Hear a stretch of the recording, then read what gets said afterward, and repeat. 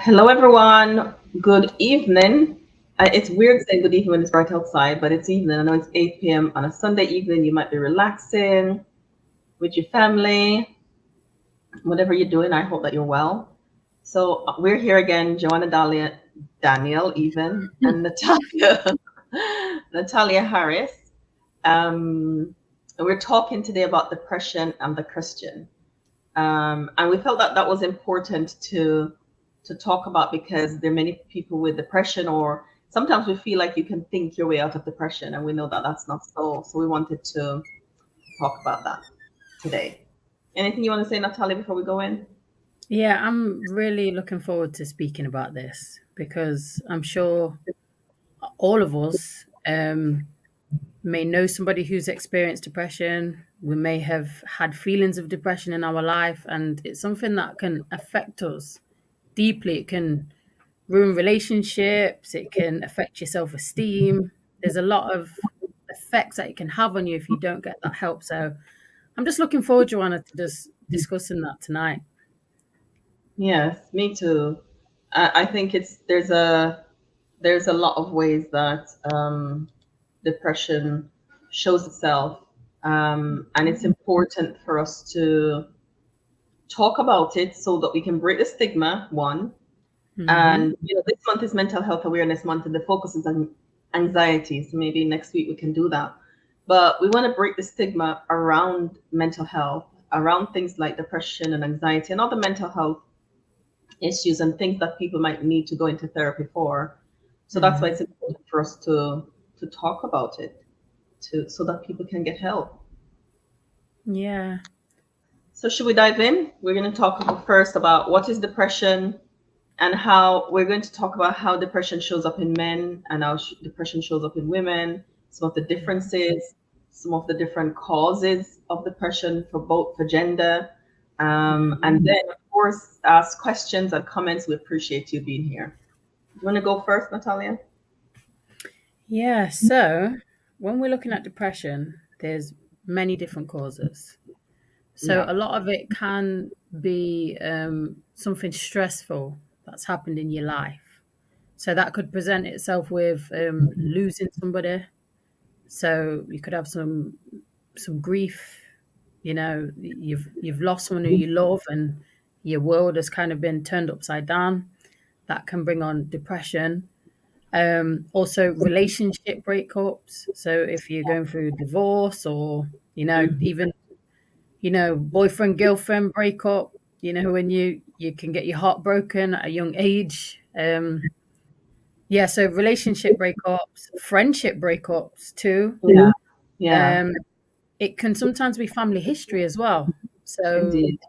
if it runs in the family, like if a parent suffered with depression or some mental health disorders, sometimes it can be passed down to the children because Yeah. they've been raised by a parent with this illness. So that's another thing. Do you want Yeah. me to keep going? Yeah. Keep going. Yeah. So another one, which is quite dear to me, is when you give birth, you can Mhm. experience Postnatal depression. depression. Yeah. So after giving birth, although it's one of the most amazing times of your life, it's such a blessing to be able to give birth and to have a healthy child. Sometimes with your hormone imbalances, your lack of sleep, the big difference in your life, the change of routine, that can bring on depression too. So that Mm. one's called like postnatal depression, which I'm sure if there's any ladies in the house, I'm sure we would have heard of that term before. Mm. Um, so loneliness as well. So Mm. a lot of people who are on their own, they may live on their own, they might not have a lot of family for whatever reason. They spend a lot of time alone or not by choice. So loneliness can be one. Sometimes you could Yeah. have many friends, but you still feel lonely. You still have that empty True. feeling. Mm. Mm. Illness. Mhm. Um, Sadly, like I've worked with clients who have had like an accident and their life has literally just been turned upside Change. down. They've lost their mobility, they can't work anymore, they can't go and do all the activities that they used to do. Yeah. that can cause depression too. So your health, illnesses, alcohol and drugs, addiction can bring Mm. on depression as well. Yeah. But yeah, And that's sometimes we don't know if sometimes when I worked in addictions, we don't know sometimes which one comes first. Is it the depression yes. that preceded the alcohol, or the alcohol and drugs was used to medicate depression? Sometimes it can be so tricky to know which one came 1st. I was just about to say that as well, Joanna, because if you don't treat depression, you can Hmm. end up picking up the Yeah. addictions to Mm. cope, like what you were saying. So it's crazy because you don't know which one came first. I guess every case is different. Indeed, yeah. And there is another cause, like people who experience childhood trauma are twice more likely to have depression. So that's, whether you were being emotionally abused, neglected, sexually abused, parental Mm. separation or divorce, parental mental health, that you live in a home with a parent with mental health or a caregiver with mental health. You live in a home where there was domestic abuse, your parents separated or divorced, there's a drug using parent, somebody Mm. dying or going to prison, any one of those things that is within the research. So people who experience adverse childhood experiences are twice more likely to have depression. So that's Mm. really important for us to know, because you might look at your life and think, why am I depressed? Or why do I feel depressed? Or why should they be depressed? Their life is so good. And you don't know Mm. that there's trauma that is underlying all of that. And so it's Mm. important to find the cause Yeah. of it, because none of us are exempt, none of us are immune, rather, Hmm. to depression. We're all vulnerable to any kind of illness. So it's important to know. So I just wanted to add that. You talked about family history, Yeah. with somebody in the family having mental health already, then you're Mhm. vulnerable as well. And so it's Mhm. important to know, like, what's the history in my family, so we can make different choices. So we can make different Mhm. choices. Um, one of the things that we are talking about depression under Christian, and one of the things that we want to I want to point out that nothing in this says the way you think. None of the things that we've listed so far is thoughts. Of course, Mm. depression affects how we think, but oftentimes people feel like you can think your way out of depression, and you can't think your way out of Mm. depression. You of Mhm. course have to be addressed in the treatment plan, but you can't think your way out of it, because all of what we mentioned just now is not a thinking situation, you know. That is so true, Joanna. Everything's like things that have happened to you. It's your Mm, environment. These are all like environmental things that have like they're not in your control. They've just happened. yeah, family history, environment, Hmm. trauma. Yeah, there's also life events that we talk about, maybe moving, divorce, Hmm. unemployment, bullying at work or at school or college. Those things are Hmm. really, those things can influence depression. Also, there's some lifestyle things that can, just the way we live our lives, not getting enough Yeah. rest, not eating right, not exercising. Those things also can influence low moods, and Yeah. maybe prolonged over time with other things make you more vulnerable to depression. Mm. Yeah. Definitely. Yeah. Mm. And that can also lead to sometimes you ruining like relationships or friendships because of what you're going through, you know? Absolutely. Absolutely. But what do we want people to take away is that depression, that some of the leading cause of depression is like traumatic events, bereavement, and loss that we experience. Those are some of the things that just big life events can influence depression. So it's important for people to know that. You touched on one, Natalia, that I wanted to talk to, because I think I did a video a couple weeks ago around that loneliness. Loneliness. Mm. I saw some research that says loneliness is equivalent to smoking like 15 cigarettes a day. Yes. I seen when you posted that. Can you imagine? That's You're a mad. healthy person, you don't smoke, right? Yeah. And you think you're healthy, and then because you're so lonely, Yeah. you're like, how did they explain how that works, Joanna? Because I that's mean, interesting to me. the research is there. I mean, it's just how the impact of loneliness on our bodies Okay. is what they're looking at. So, when I read that, I think of people who, move out for country living and their children are isolated. And we see Mm, depression and anxiety is showing up more and more in young people and children. And so I wanted to highlight that so that they can know how to look after their young people, because the mhm, loneliness is a cause, right? How loneliness impacts our bodies. And so it's important that if we're going to not necessarily isolate, because I don't think people, I was going to say I don't think people want to isolate, I won't speak for people, but if mhm, you're isolated if you're isolated, make sure that you're available for connection. And study your children. I say some children need other children, because some of mm, us as people need other people. We do. Some of us get resource in quiet and silence, and some of us get resource in the crowd with people, mhm, and that's just how we are. And so if you notice that your child is not like that, and there's a longing, and they're really, get them, it's like giving them medicine, get them connected mm. with other young people, to help their mental health. Definitely. Do you know, as you were saying that as well, Joanna, do you know the person that kind of popped up to me as well is the single mother or the single parent Right. who, for whatever reason, they don't have much of a social life. Yeah. They don't have a partner. Mm, The mm. kids are there, but or even if they don't have any children, I was thinking about Yeah. lonely people in that respect as well because Yeah, yes. And life can be lonely, for a lot of us. Like, making friends in your adult life is not the easiest thing. Um, mm, to is not the easiest thing to do, to make friends as adults. And as you said, if you're a single parent and you're managing and juggling quite a lot on your own already, mhm, and now you have to think about the mental health of your child, which can be a big added thing to deal with. Even though you yeah, love your children, it can feel like a lot. So you're going to need support. mhm, So I would advise that you get support for you, so that you can give the support that you need to give to the children. It's kind of like putting on your mask first. definitely. When you're in an airplane, they said Mhm, in the case of an emergency, put your mask on first.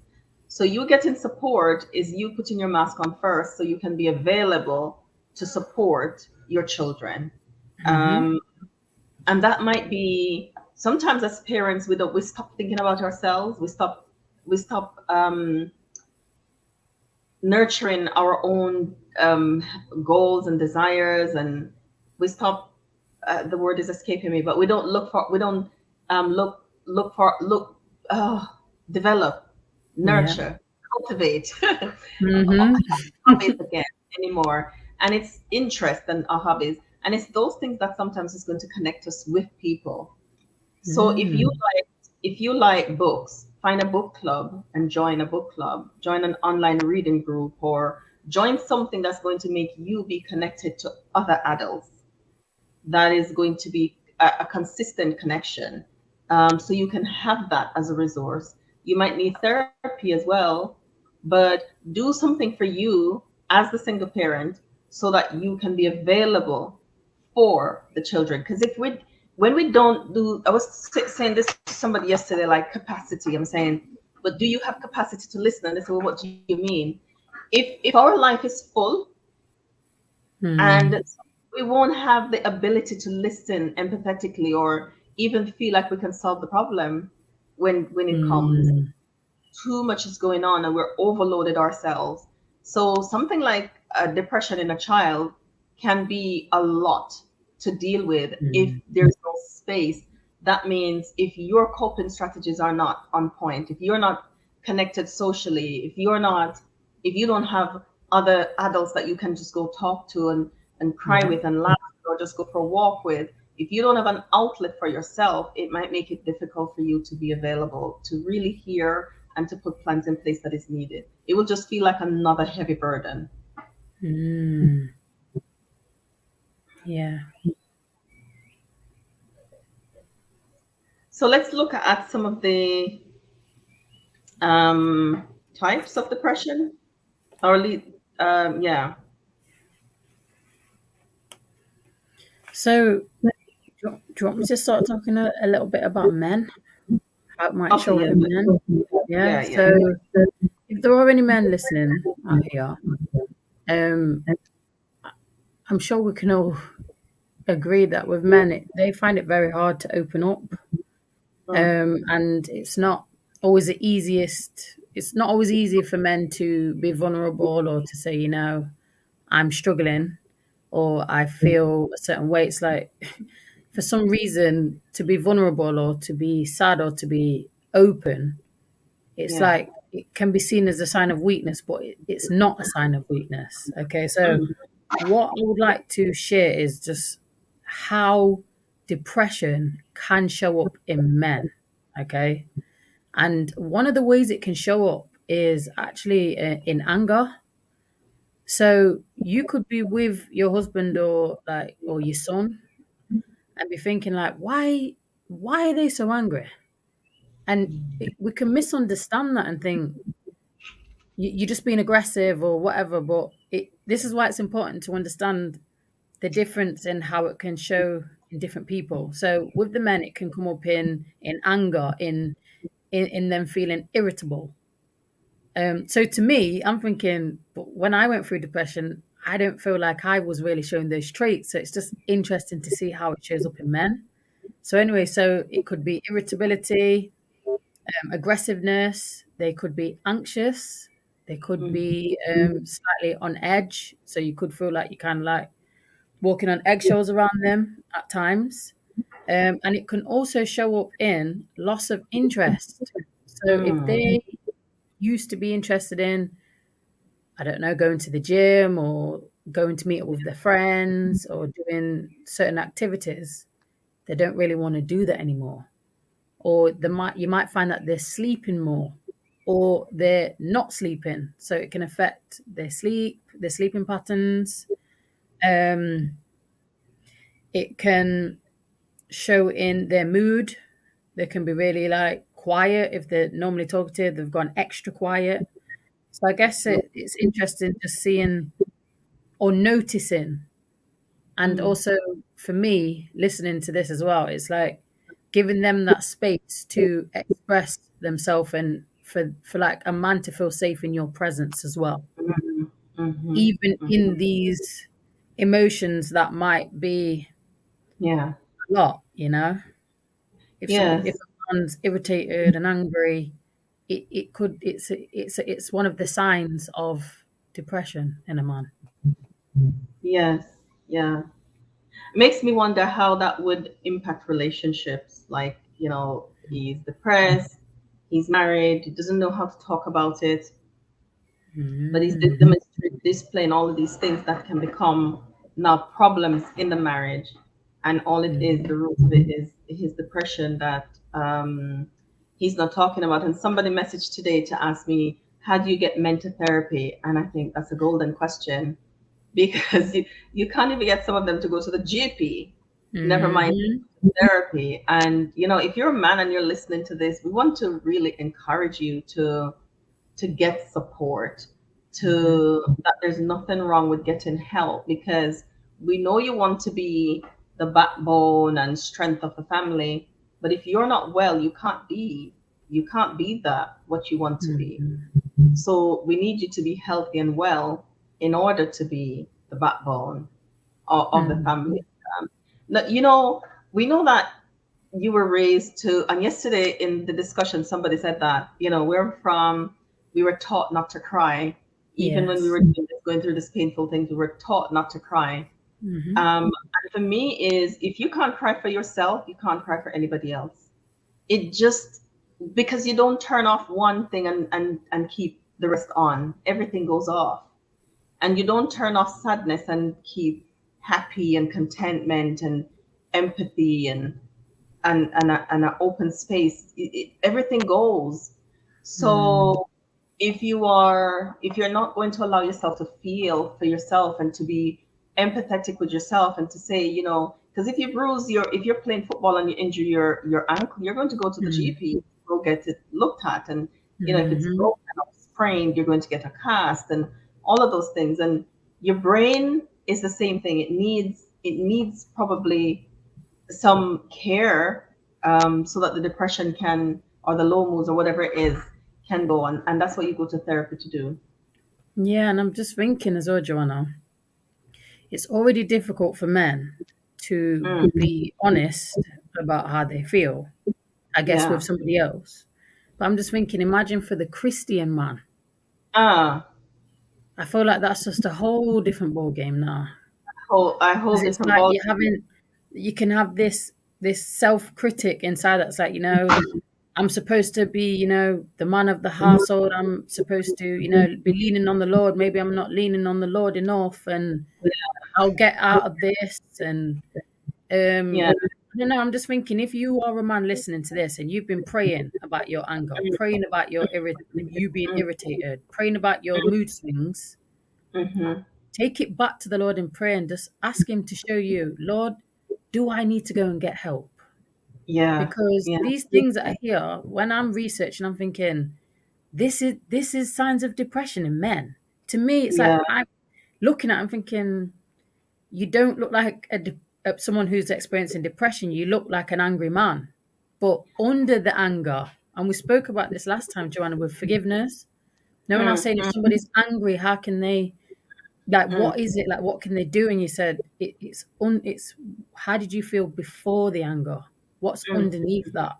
And I think it's about getting to the root of what this is, Yeah, I mean, that's such a good point, Natalia, especially for the Christian woman, because this is depression on the Christian. And I know a lot of men who are praying, who are fasting, and those are really good tools. But, go back to what we say the causes of depression were. Yeah. Because if the trauma happened, the trauma happened. You can't pray it away because it's happened already. So what we want to know is, so what do I do now to look after myself because I've experienced this thing, and this is one of the impact of it. So we have to go back to healing what happened at the beginning, because if people who experience childhood trauma are twice more likely to have depression. You're a man and you have depression, and you're using prayer and fasting only, and not dealing with the trauma, then the depression's not going to go. And what I know is that some people give up on God because they feel like He doesn't answer prayer. Because I've been praying about this thing and it's not going. But you have to do more than that. There's something else. So be open to hearing as well. Be open to hearing what God says to do. You might need to go to your GP. You might need to, and we're not going into treatment yet. But I say to people who have depression, you have two options. Lifestyle, or you need to go take the medication. I do tell people that, because people with depression, suicidal ideation is a natural path. People tend to have that. And I'm like, we have to look after you. We have to treat you. We have to make sure that you have a treatment option that is working for you and that is okay and is helping to relieve it. Because nobody can stay in that darkness that depression is for long, even though the darkness is not there all the time. But when it's there, it's painful. So, but Joanna, I guess it's coming to a point of accepting it as well. Absolutely. Because I feel like a lot of with depression, it's like you want to deny it and just kind of ignore it. And if you ignore it, then it doesn't exist. But in all honesty, you're still waking up and you want to go back to sleep. You don't want to be awake. You feel low. You're trying to smile, but you can't smile. You're not in the mood to eat anymore. You don't want to go and see your friends. Weeks and weeks are going by. You're putting on weight or you're losing weight, and it's actually getting worse. But I think because of the stigma, like I said, like for a man, think about it, it's a whole different ballgame for them compared to women. With how they are. And I'm just thinking, coming to that place of acceptance, like, wow, maybe I am depressed. Maybe I do need to do something about it. I think that's a powerful place to get to. You're right. I've never heard of a Christian man says, I had depression, and especially not in our church. No, I have actually. heard what? Oh wow. Dwayne Lemon said it. Oh, he talked about it, right? Yes, that's true. He was sick. He had a Mm, sickness, and he said that it, he was depressed. But it took him a yeah. while to acknowledge that he didn't realize that he was actually Mm, depressed. His wife turned around at him one day and she said to him, "What happened to you? mm, Like, who hurt you? Like, what happened?" And he said at that moment he thought like, wow, like my wife doesn't even really recognize me anymore. Like, I do and need to get help. And since then he's yeah. been speaking a lot on trauma and mental And, health. and I'm so glad for that, because sometimes some people can't hear it from us because we're counselors and they think we have a bias, but something like that don't have a bias. And I would really encourage you to get help. Just get help. Like I was on this weekend when we were talking about mental health, and we were talking about Black men and psychosis, and they're more likely to be diagnosed with psychosis, and they're overrepresented on mental health wards and over-medicated. And there's a gentleman that was there that works in mental health, and he said sometimes they come in and they just need a good cry. Wow. And it's just like a space to listen, a place to cry, and a hug sometimes can do wonders. But if you never admit that there's something for you to cry about, and you hold everything in, and when you hold everything in and it looks nice and sanitized on the outside, but inside you are absolutely in pain. Yeah. You don't have to live like that. No, you don't have to live and like that. another thing, Joanne, as you're speaking, I feel like I don't know, I feel like it's a struggle even for men to open up to other men. Oh yes. That's another thing. And I think even in the church it's like, I don't know. I don't see it. Yeah, I don't really see it.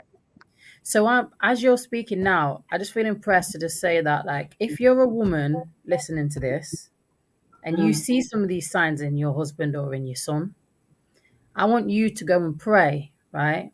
And ask God to bless you with empathy and discernment and wisdom to try and create that safe space for your husband or your son or whatever male it is in your life, to feel safe, to be able to cry if they need to cry, or to say, you know what, I can't do this anymore. I'm overwhelmed.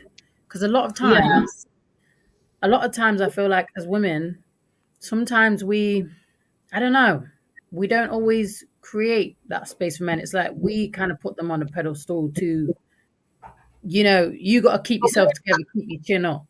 Yeah, I think we were set up to do that, though. We were set up for that, because we were told that they are the priests, they are the bread, they're the providers, they're the carrying of everything, they're the everything.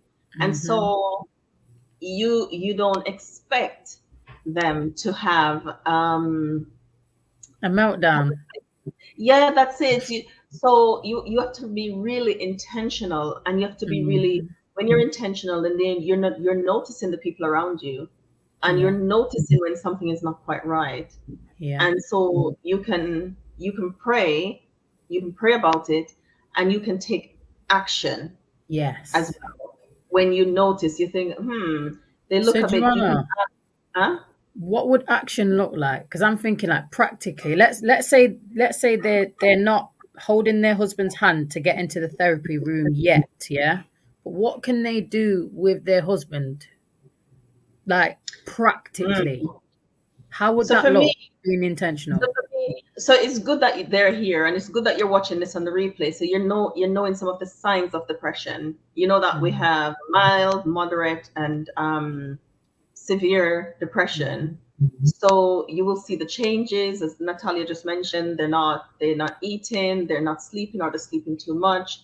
They're irritable, upset, angry a lot, short-tempered, probably struggling to go to work, if they've lost employment.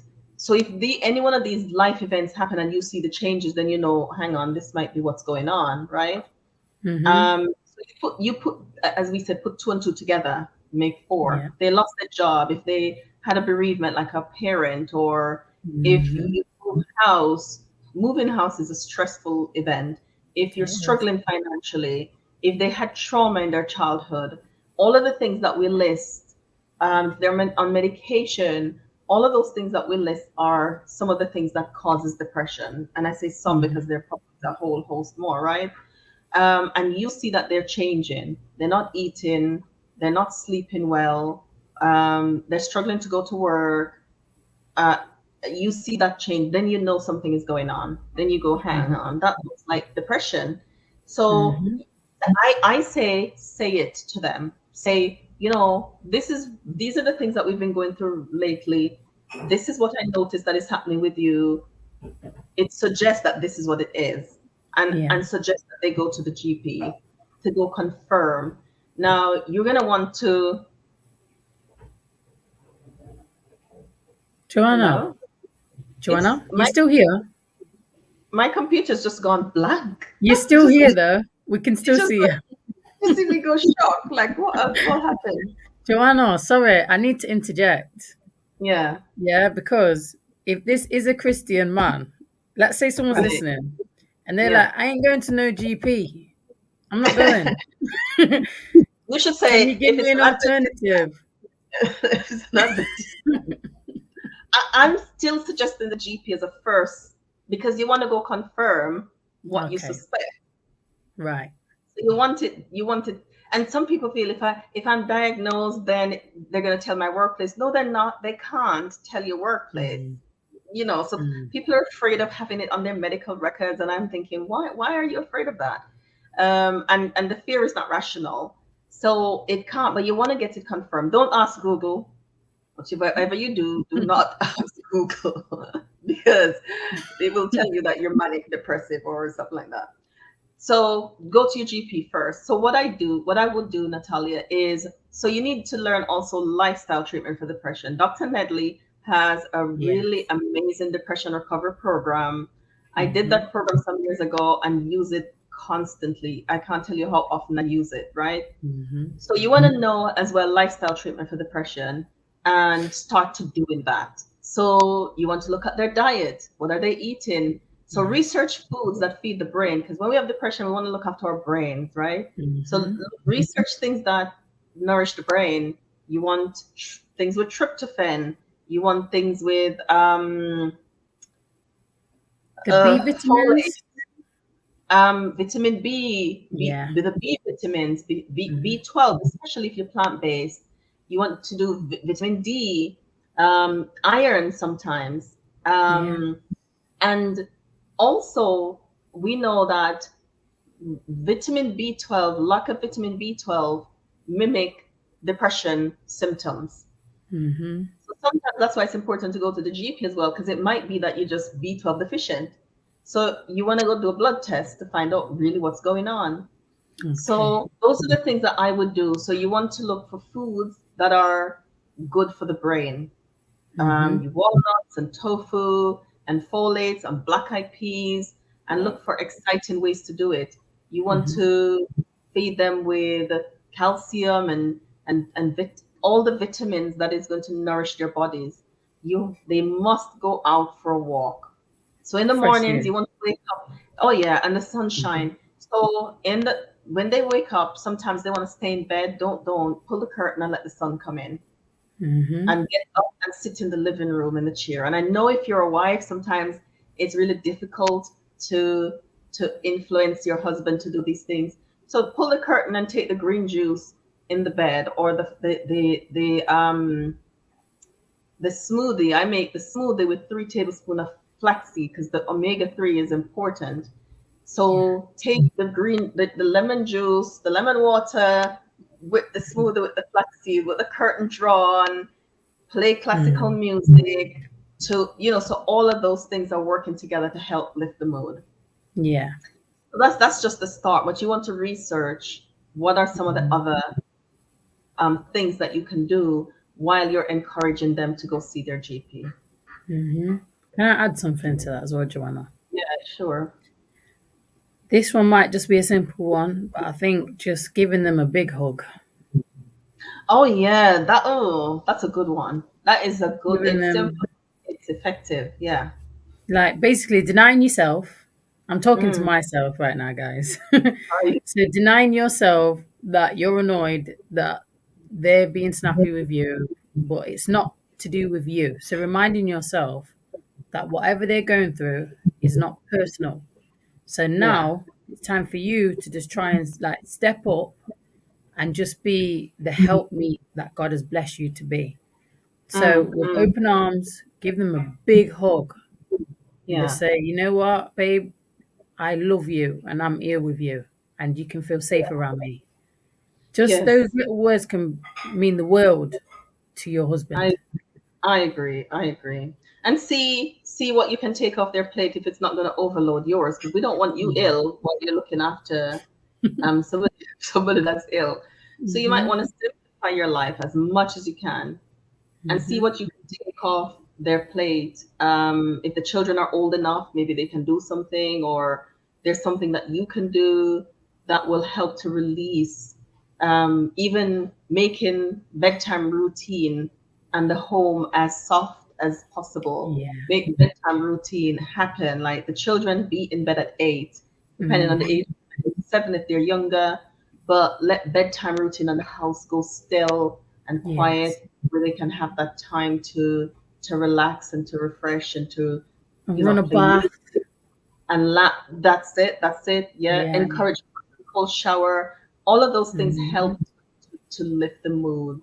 Um I have to say that working with somebody in depression in so close is it's not easy, It's not. but no, it's not easy. So you want to do those things. Encourage them to see the GP, or book them a therapist and say you have an appointment at 10 o'clock on Monday morning. See, my approach is very different. Some people take a different approach. I Yours have a is, Joanna. yeah, I have a very direct approach, right? Mhm. So my approach is very different. I don't go around the corner, or I just say the thing or ask the Mhm. question, and it works. It works for me. Find I'm use the just approach thinking, that like, works for you. when you talk that, I'm just thinking, not all men will listen. That's true. I Imagine a have a man saying, "Listen, I'm not going to the GP. I'm not going to the counselor. I'm not. I'm not Like, you drinking a can't make juice. me. I'm not doing that." That's why I was saying, like, what's practical things that we can do to help those around No, us? Even though what and you're saying is true, but it's not always as straightforward like that with all men. it's not, and it's really difficult to help somebody who don't want to be helped. Really, Mm. really difficult to do that, and you can't love them enough to help the depression if they don't want to be helped. And so Mm. sometimes you have to come to that place as well where you have to admit that there's nothing you can do, and you just have to watch it happen, because you can't love the depression away, you can't love the trauma away, you can't love Mm. away the thing that is causing the depression, and you can't love them enough to make them want to love themselves enough to get help. You can't. And Mm. so don't wear yourself out trying. Do as much as you can, but sometimes you have to come to the place where you also have to admit that I have gone as far as I can go, and there's nothing else I can do. And I say it, say that I've tried over the last couple of weeks or months. I've tried everything I can. I've made you the food. I've drawn the curtain. I've done the thing, and you're not receptive to my efforts, my help, and I can see that this is getting worse, and you're not getting help, Mm. and I feel like there's nothing else I can do. I think it's really Mm. important to also say it, because sometimes that Yeah. might be a wake-up call as well. Hmm. That's true. Just being honest Yeah, with, say it. yeah, While you're praying and while you are get support, get support. I yeah, I have to because oftentimes you need support yourself, like you said, when you're living absolutely. with somebody with depression. It's almost Yeah, like it can kind of rub off on you a little yeah, bit. it- It can be very draining for the other party. yeah, And that's what I was saying. It's hard because you don't want to take it personal if they're being like, if they're not the self, if they're kind of taking things out on you, if they're having like mood swings, it can you can end up taking it personal, and you end up taking on more burden in the house yeah. because of your spouse who's just not. Basically, Some, they're not well. They're not well. yeah, they're unwell. That's it. That's it. Yeah. I hope this will really help somebody to get help. If you're the man listening and you're struggling, please get support. Please get support. It's not weakness. It's not, you can't fix it. You can't do it Mhm. on your own. You're going to need support to do it. Please get support for you, for your family, for the people who love you. Get support, please. So I'm going to talk about how it shows up in women. Some of the causes of depression for women that's very different to men. And so we Mhm. have postpartum depression, where after birth, after giving birth, there's also postpartum psychosis, which both needs medical attention. Um, there is PMDD, and this is one that a lot of us don't know, that don't talk about, and it's the one where what's the word? I'm trying to find the correct wording, and it's where period during our post oh, let me look for the thing, because I had it here. I want to call it the correct word so you can know that it's actually a medical condition now, and it's important to get help. Oh, I thought I had it here, but I don't. It occurs around period time or before, just before, sometimes just after. It's PMDD is the short term, but I don't remember the correct medical term for it. I know Mhm. sometimes when we are having, when we're, it's around that our time, time of our cycle, people say, oh, you're moody, or you are it there's a lot of jokes made about it, and now we know that some women suffer so much during that time that some women need medication to manage the depression. Some people use lifestyle to manage it, but it is a real thing. And don't dismiss it as just me being moody around period time. There's also perimenopausal women or menopausal women that sometimes depression Mm. shows up periods in our lives, and again, it's a real thing that needs real help and real support. It's not something to dismiss, because the hormones are imbalanced. It's all over the place. There's a lot of stuff going on in our bodies at that time, and it's really important to find out what it is.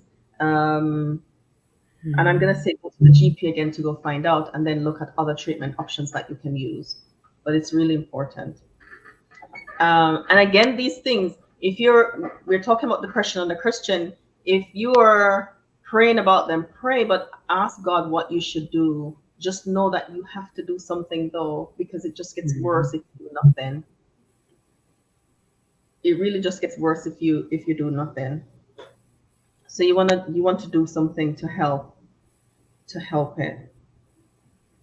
So what are some of what are some of the ways that depression might look like? It might look like persistent sad. Chip in, Natalia, with anything that I've missed, yeah? Mhm. Persistent sad or anxious feeling or mood, feeling of hopelessness.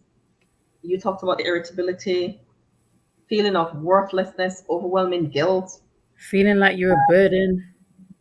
Yeah, and the fatigue. Fatigue is a part of that as well. Just feeling fatigued all the Mhm. time.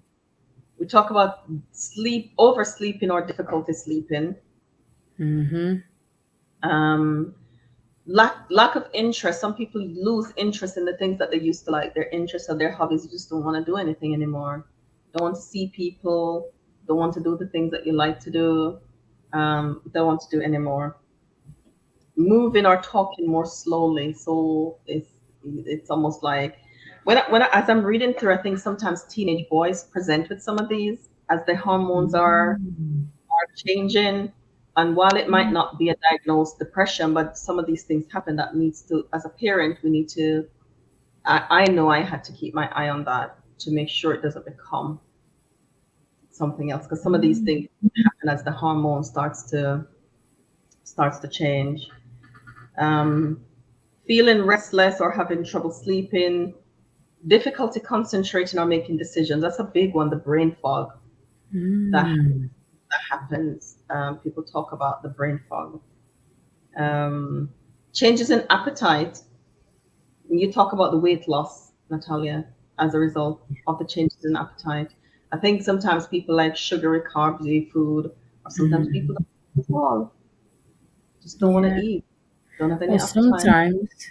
sometimes you can end up eating more. So you can end up gaining weight as well. So it's like there's two ways it can go. The Yes, food can become that, that them solid. endorphins that you're looking for, them Yeah, happy hormones, you can get that from your food. yeah, yeah, And then it can kind of spiral out of control. But then on the yeah. flip side, you just got no appetite and you're just losing weight. Yeah. Here is something that Yeah. people don't know, like aches and pains sometimes Mm. is a result. Headaches, persistent headaches, digestive problems, cramps, sometimes those things are depression. It's a Mm. I hear Dr. Nedley talks about that sometimes when he's a internal medicine physician and people will come with back pain, persistent headache, but it's depression is the underlying cause. So we Wow. might be treating the headaches, like doing hydrotherapy and that, but it's not addressing the depression. So it's really so you want to look at what are the so it wouldn't be just persistent headaches that would be depression. You will have a couple of these symptoms. So if you Mm. have a couple of them, you know that okay, this is what this is. And maybe speaking again to the wife that we're talking about how she can support her husband. If he Mm. had 4 or more of these consistently over a couple of Mm. weeks, then you know definitely he needs to go get help because that's what it is. Mm. If your child has these things, a few of them, you know that depression is here. Let me do something before it becomes a chronic depression, and we're looking at options that is out of our hands now because it's so bad that it needs something else. Yeah. Mhm. Um, what else? Anything you want to add? Yes.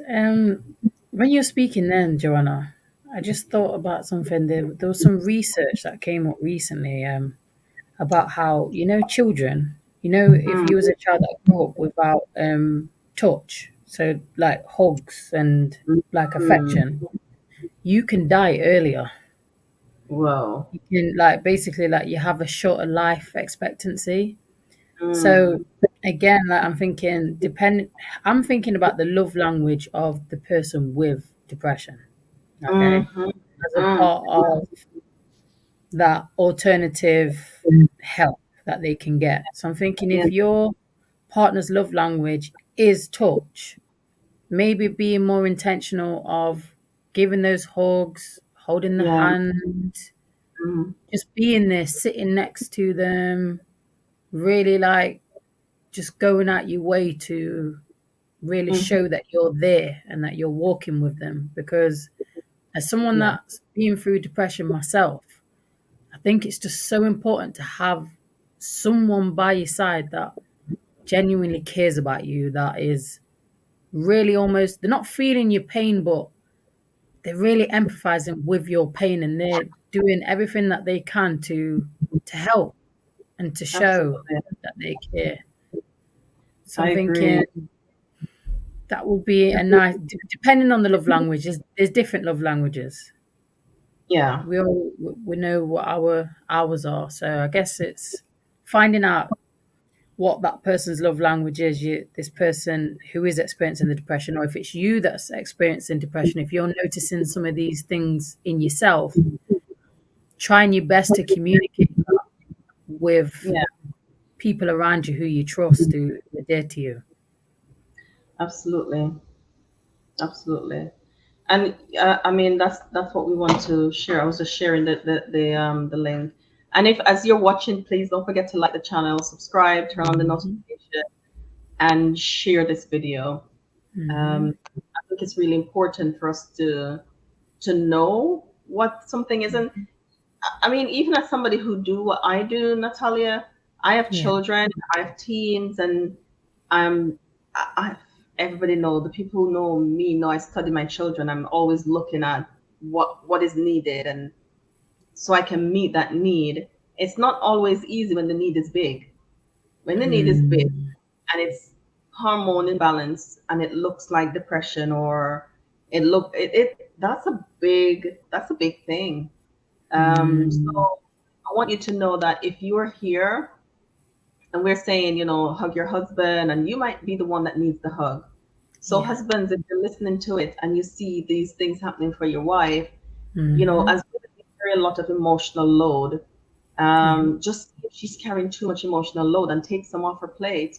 Mm-hmm. Um, you're doing things not for her, but you're sharing. You're taking on some more of the things in the home, not because you're helping her. You're not. You're doing it. You're just doing it because you realize that she had too much on her plate and she's struggling.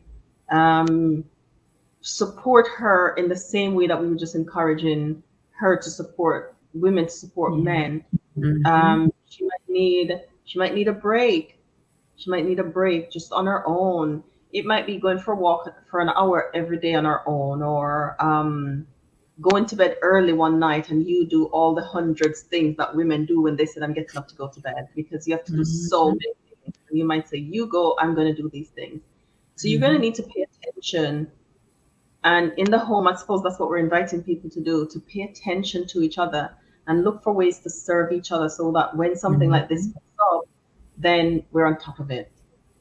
Definitely. Definitely. And when you were saying that, I was just thinking about Jesus. Like he's always there waiting Yeah. to see how he can help, and Yeah. if he's our example, man or woman, whoever is listening, whoever's in need, it is our duty to be there and to take on that burden and to deny ourselves and help as much as possible, love as much as possible. Yes. And get help if you need it, so that you can do Yeah. it effectively, because we can't do everything on our own. Mm-hmm. So of course there's much, much more to say about depression. Mm-hmm. Um, but what we want people to know is get help. Let's look Yeah. at treatment options. Yes. What options do people So have? the first treatment option, guys, is obviously coming into counselling. Mm, I can't recommend it more myself. yeah. As a counsellor myself, I've been in counselling and it has been an answer to prayer. Like I was praying a lot throughout my depression. After giving birth to my babies, I prayed and prayed to the Lord and I said, Lord, like, I need your help. I need help. Like, I keep praying about my feelings. I'm praying about my sadness. I'm praying about this dark cloud and it's just not going anywhere. Please help me. And he did. He led me to a counselor who has the same beliefs as me, who's also a Christian. And I was led through the process of healing and I had a space to speak without burdening my husband with everything or burdening my friends with everything. Just being in that counseling place really makes sense of how I felt. And by the grace of God, counseling was my alternative that helped me, as along with things in my diet, increasing my iron, and also finding that time. When you said earlier, the Mm, lonely person. You yeah. mentioned earlier, Joanna, about the lonely person. It could be connecting with people or doing something that you're interested in. So Yes. while I was in my counseling, I realized that, I need to tap into my creative side. And Mm, that's when Christ Therapy started. So it was sharing my experience in my journey and in my counseling expertise as well. So that's where Christ Therapy came in. So that's yeah. one alternative, counseling and lifestyle. We can go more Yeah. into lifestyle soon, Joanna, but I don't know if you want to Mm. mention the next one. Yeah, and lifestyle really does work. But as I say, also go to your GP. Mhm. There are different types of medication that Mm. helps people with depression. Some of the things I hear people say, now I'm not expert on medication because I'm not a medical doctor, but I know Mhm. people sometimes are afraid to start medication because they feel they'll be on it for the rest of their lives.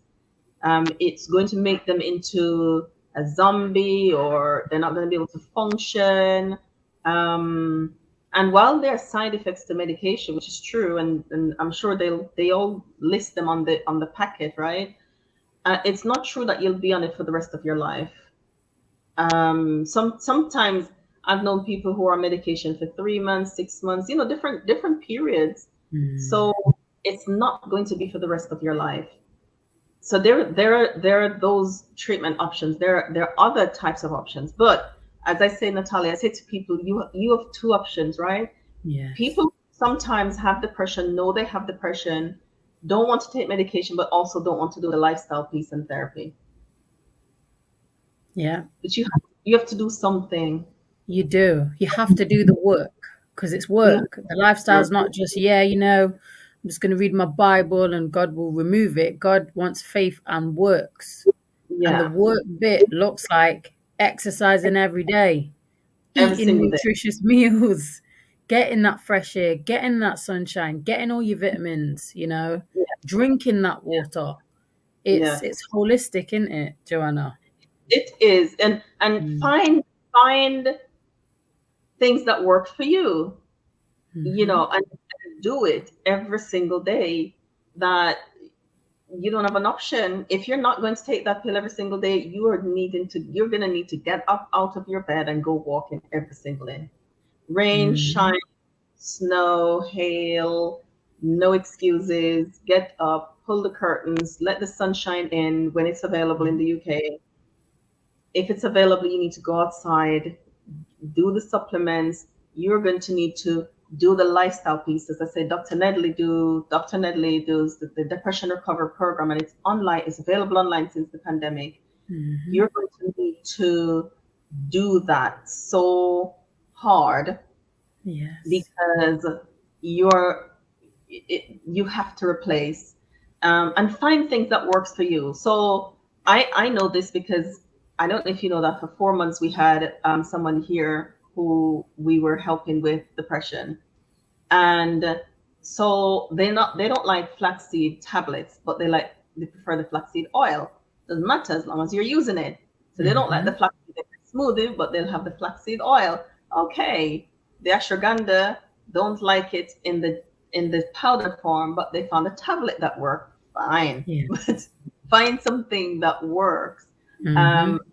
You're gonna have to do it hard. And of course, they were working alongside their GP as well. So, they were safely transitioning off medication with the GP, full knowledge with the GP, communicating and doing it safely, doing it in a safe way, doing very well now, which we're so thankful for. But the work, they put the work in. You have to put the work in. You do. And I promise, as you put the work in, you will start to see the difference. Now, I've also known people, Natalia, who is really struggling, don't want to take medication because they don't believe in it. Fair enough, that's a decision. But then they started, and within weeks, I saw the difference, and they felt the difference too. Wow. So, Joanna, when you mentioned with the medication, right? Would this be for someone who is severely depression? Because there's 3 different types, isn't there? There's moderate, mild, moderate, and severe. Is this for severe depression, or could this be for mild? I think it depends on the individual. If you're say, for example, mild depression, you might not feel the need for that because you're functioning. Okay. And it's not yet. Yeah, it's not yet at that place. So therapy is brilliant, and exercise is brilliant for you. So you might not need it yet, and your GP probably wouldn't recommend it either.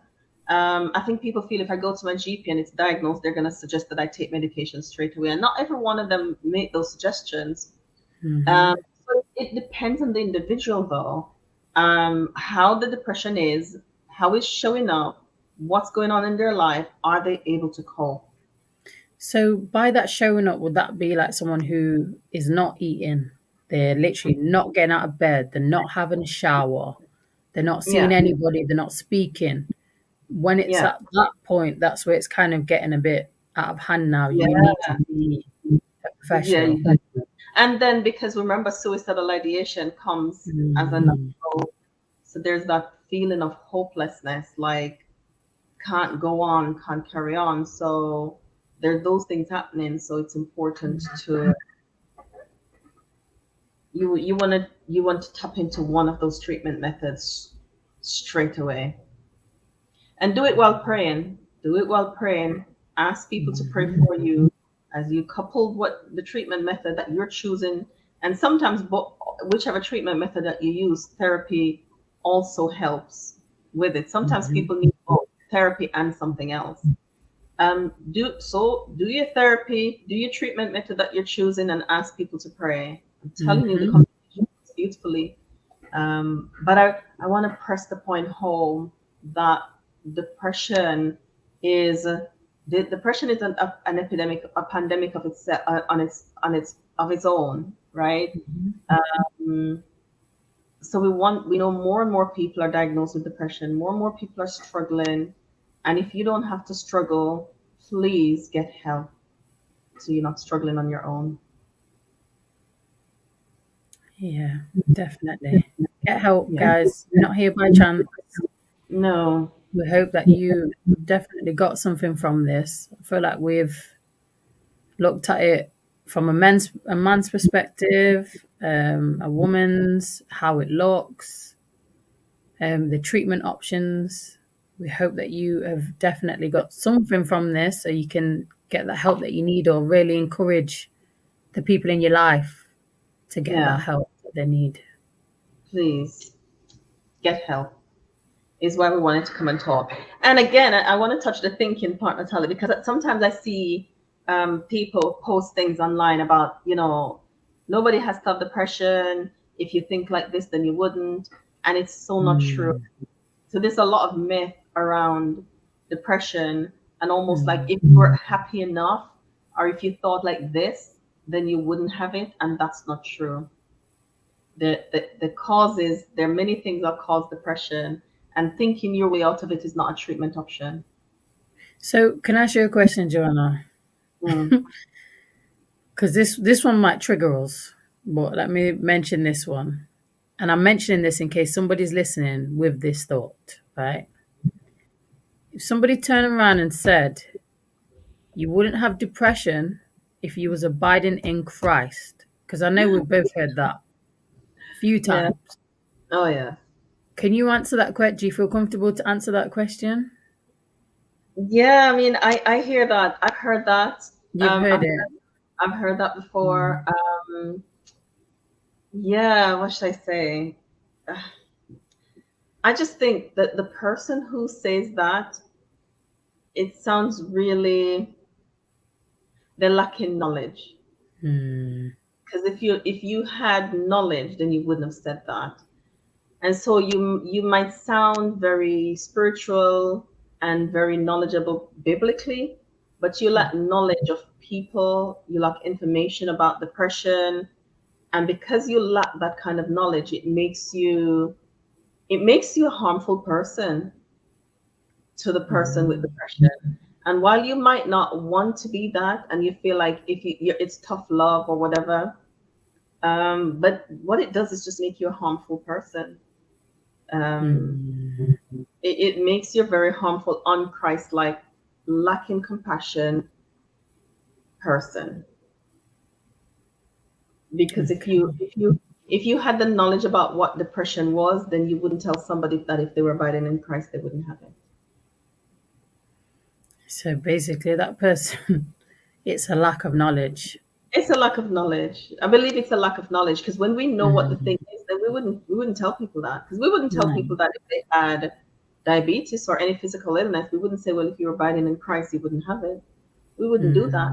So, but because we trivialize mental health so much, and we just put it down to if you were a good enough Christian or if you were thinking right, you wouldn't have it. So we beat people up, basically, who have mental health, and blame them for the mental health, where it's something that's in the DNA, coming down through the family.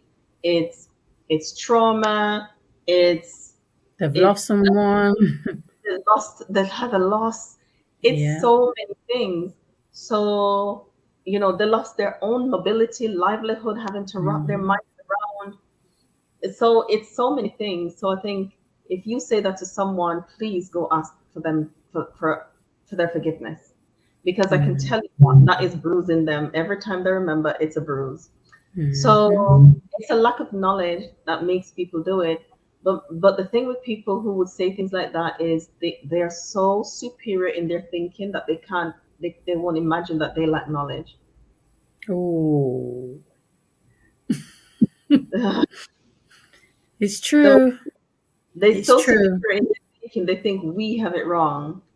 And of Mm. course, they have zero knowledge about mental health, but because they think they know a little something about the Bible, they think that that's enough for them to diagnose a mental health or yeah, to diagnose a mental health problem and tell people why they have it. And again, I say Mhm. what you're doing is creating more harm for this person who's struggling. I guess as well. Whoever is, I don't know if you are one of these people that I've said this in the past. I'd encourage you to go and read a book called Christ Object Lessons. Yeah, And it goes into the parables of Jesus, like the parables that he told. And you know, when you start to get into that book, you can really get into the mind of Jesus to yeah, understand how he was, how compassionate he was, how mm, gentle he was with the bruised, with the wounded, with the yeah, people that have really been through trauma, serious trauma, like good one. how he gave himself, he laid down his life for us. So I'm assuming that anyone who says that it's ignorance, they don't know any better. So I'm more Yeah, looking at it as like a place of like sympathy for them that they can yeah, get wisdom and get understanding and get knowledge. But yes, once you really do, get into the mind of Christ, how he thinks, how he moves, how he cares, how he loves, you'll be more gentle with how you yeah. approach people, especially people who are suffering mentally. Absolutely, absolutely. You wouldn't say that to anyone if you understood Christ and knew that. Mm.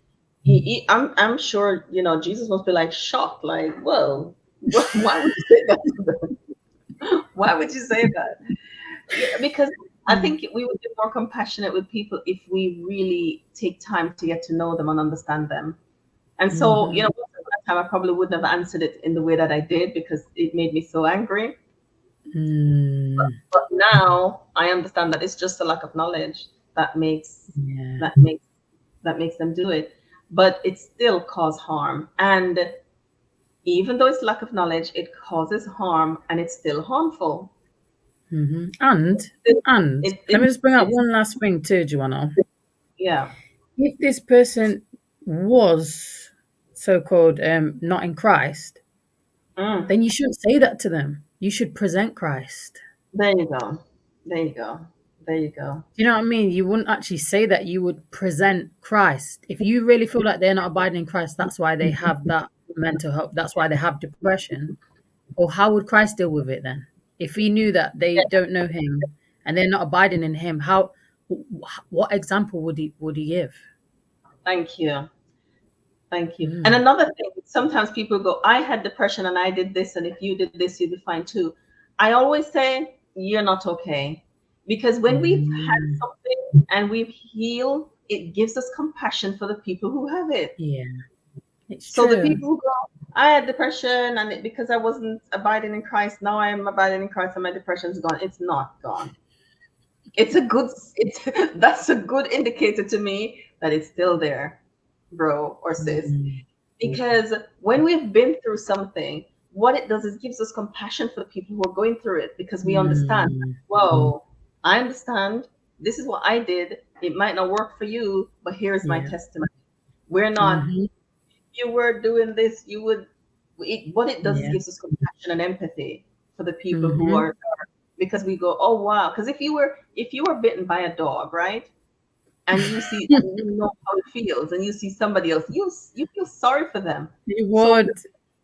if you had depression and you can't be feeling compassion and empathy for somebody, it tells me that you still have depression.